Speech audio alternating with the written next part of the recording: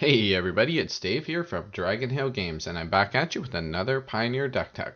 So I've been thinking about this deck ever since the Pioneer format was announced, and last week I decided to put it into paper, and I have to say I've been more than happy with the results so far, so I thought I'd share it with you guys. Before we get started, if you're already a subscriber, as always, I want to thank you for being here. We really appreciate your support, and if not, now's a great time to hit that subscribe button. At the heart of this deck, it is a rack deck, so we're going to be closing out the game more often than not with things like Gabrielle Rogue Shadow Mage and Shrieking Affliction. Both of these have an effect whereby our opponent will be losing life during their upkeep if they have one or fewer cards in hand, which is of course our goal. Gabrielle will be forcing our opponent to lose 2 life during their upkeep if they have one or fewer cards in hand, with the added bonus of being able to down tick him and make our opponent discard a card. Shrieking Affliction has nearly the same effect, with our opponent losing 3 life during their upkeep if they have one or fewer cards in hand, and it's an enchantment which is generally more difficult to deal with.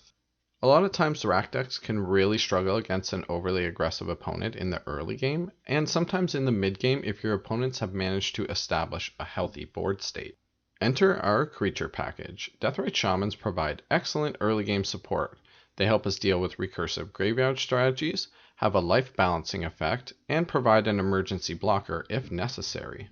And Yarok Fenlurkers are phenomenal in this deck in that they force our opponent to exile a card from their hand when they come into play, provide early game blocker support against an aggressive opponent, and a late game mana dump. But the star of the show is definitely Questing Beast. This 3-headed monstrosity provides enormous mid-game pressure on our opponents, especially if we've done our job in keeping their hands empty. In the 4-mana slot, she provides all the answers most rack decks are looking for. Since she has haste means she has an immediate presence on the board, while having vigilance and death touch means she provides support on both attack and defense. Oh yeah, and she chews up and spits out planeswalkers. She is most assuredly a threat that must be answered. And while our opponents are having a playdate with our little kitty cat, the walls are closing in on them with our racks.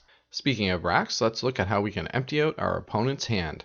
One of the best turn 1 plays in any format of Magic is turn 1 Thoughtseize, and there's no reason why that should be any different in Pioneer. Duress is also excellent in this deck as it handles most things we would be worried about in the mid game and is excellent against counter sideboard strategies. Combine these with the Yarok Fenlurkers and Gabrielle Rogue Shadow Mage that I mentioned earlier, and you have a powerful combination of hand disruption. In the support spell category, we're also running 4 copies of Abrupt Decay, which is probably the best removal in these colors in this format, and a couple copies of Assassin's Trophy. 1 copy of Languish will help us weather an explosive, aggressive start. And finally, I was impressed at how well Liliana the Last Hope performs in this meta. You can tick her up to slow down or kill one of your opponent's creatures, but her -2 ability is absolutely phenomenal in this deck in that we can snap back a Yarok Fenlurker for some extra hand disruption, or a Questing Beast for some extra face-punching power. In the land slot, we're running most of the things you would expect to see: 4 Overgrown Tomb,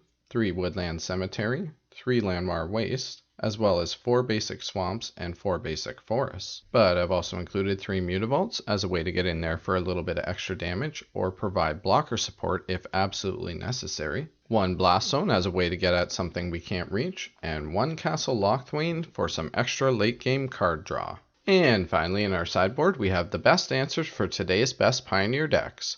4 copies of Ashiok Dream Render allow us to deal with graveyard strategies while having the added bonus of not allowing our opponents to search their decks. Bontu's Last Reckoning and additional copies of Languish help us deal with early game aggressive opponents, while Hero's Downfall provides additional spot removal for creatures and planeswalkers. And finally, Pithing Needle is fantastic in this deck since most of the time we already know what our opponent's hand looks like, so we can specifically target problem cards. Alright, I really hope you guys enjoyed having a look at my Golgari mid-range 8-rack deck. Let me know what you think of it in the comment section below. Bye for now.